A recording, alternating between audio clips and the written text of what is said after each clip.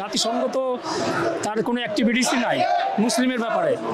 আজকে এটা মানে অন্য ধর্মের হতো তাহলে তারা ঝাঁপে পড়তো, শান্তিরক্ষী বাহিনী পাঠাইতো, কিন্তু তাদের কোনো দায়বদ্ধতা এখানে মনে হচ্ছে না নাই। থাকলে এতদিন পর্যন্ত এই যুদ্ধ চলমান থাকতো না। এবং বিশ্বের যে মোড়ল আমেরিকা, এই আমেরিকা তাদের যে বোমাগুলিকে ইউটিলাইজ করতেছে মুসলমানের উপরেই এবং পরীক্ষা নিরীক্ষা চালাচ্ছে। তাই আমরা মুসলমানরা এখনও এই জিনিসটাকে বুঝতে পারতেছি না। আমাদের যে বিশ্ব নেতারা আছে মুসলমানদের, তারা তাদের নিজেদের বাঁচানোর জন্য, সিংহাসন বাঁচানোর জন্য তারা মুসলমান ফিলিস্তিনিদের প্রতি কোনো আগ্রহ নিয়ে অগ্রসর হচ্ছে।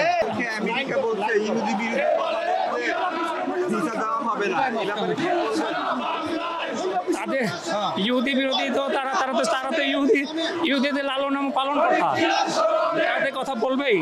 এই জন্য আমরা যদি চুপ হয়ে থাকি ভিসার আশায়, তাহলে তো মুসলমানদের প্রতি আমাদের দায়বদ্ধতা থাকলো না।